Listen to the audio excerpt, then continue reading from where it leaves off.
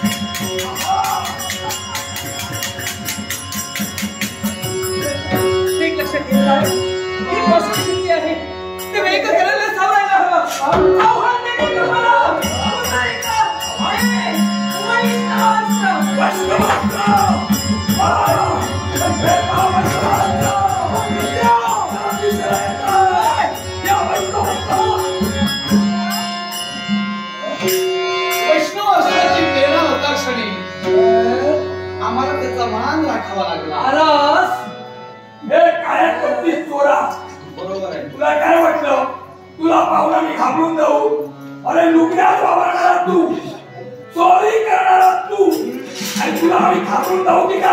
मी लुगड्यात वावरला तर जेव्हा म्हणून राहिलो तू जरा बायकांच्या लुगड्या 4 दिवस राहून खा आणि कोणी कुणाची करतो तुमच्यासारख्या असुरांच्या प्राणांची आणि मी काळा नव्हे ज्याची आकाशमय कांती आहे त्याला घननिळा म्हटला घननिळा मी तू बाहेरून निळा दिसतो पण आतून काय हो हो कपटी आहे म्हणून तशी उपमा तुला दिली तुला काय वाटतं माझ्या गुरुमाऊलीचं शिर मारलं तिला ठार मारली पण माझ्या गुरुदेवाला जिवंत केला तिला तुला काय वाटलं तसा सोडेल तुला त्याचा सूड घे मी सूड वैमानस्थ नजरेसमोर ठेवू भद्रासूर तू या वैकुंठ नायकावर संघर्ष करू नकोस जा अरे प्रत्येकाचं मंथन करण्यासाठी हा भगवंत तयार आहे अरे मला तू आतुरा काळ म्हणतोय विषासारखा म्हणतोय अरे सागर मंथनाच्या वेळी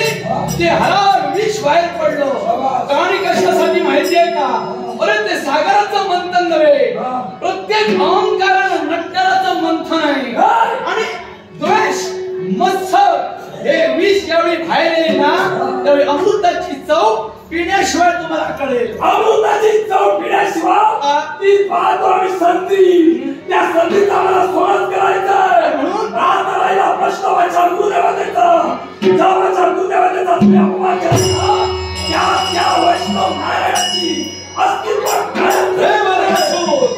तुला आम्ही शिर मारिलं अरे वाईट तुला चांगल्याचा हा भगवंत सांगतो हे दाखला कारण त्या पुलमेचा आम्ही शिर जर का मारलं नसतं तर तुम्हाला दैत्यवाचा हैगिवाचा शेवट झाला असता भृगु महंताने मला शाप दिला नसता तर आमचं शिरकमल दूर केलं असतं आणि अश्वाचं शिर म्हणजे हैगिवाचं शिर आम्हाला प्राप्त झालं ते हैग्रीव स्वरूप प्राप्त झालं तेने करू तो दैत्य मारला गेला वाईटातून जर चांगलं होत असेल तर भगवंत दोषी कसा दैत्य मारला गेला म्हणून असू काही संपलेलं नाही लक्षात ठेव तो ब्रह्माच्या जीवनात माझ्या या देहात रक्ताचा थेंब असेल प्रत्येक काळात करेल लक्षात ठेव असुराज जे जे मी मारिलंय पुनश्च त्याने सहस्र वर्ष शिव शंभोदाच्या उदरी साठवून दैत्यगुरु शुक्राचार्यानं असुर जन्माला घातले ते जन्माला जे जे घालत राहतील ते मी मारत राहणार मारून चकून लक्षात ठेव पण जन्माला घेणार शकणार मग तुला मृत्यूच्या दारात केव्हा कुठं कसं कसं पोचणार आहे ते हे माझं नाटक रंगून पोचणार आहे तुला मी मरणाच्या दारात पोचण्यासाठी वैकुंठीचा नारायण तुला प्रतिकाराचं आव्हान देतोय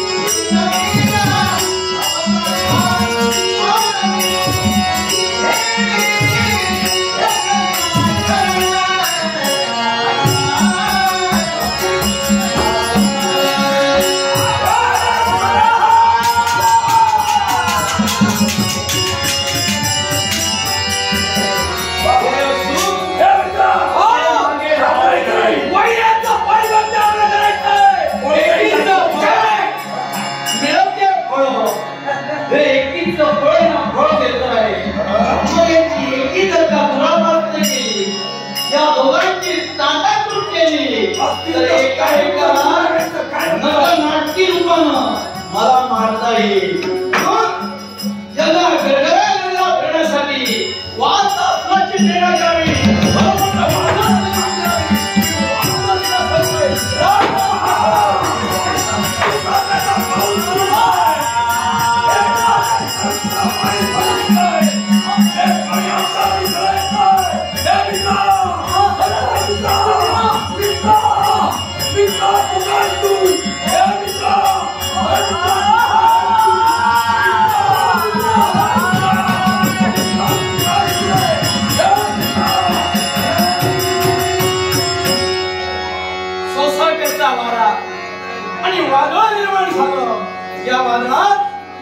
ताटातूट झाली. तुमची चूक नव्हे. ब्रह्म वरदान, 3 वरदान आणि असुर थैमान. पण तुमच्या मृत्यूची नांदी आता जवळजवळ पडदा पाडायला झालेली आहे.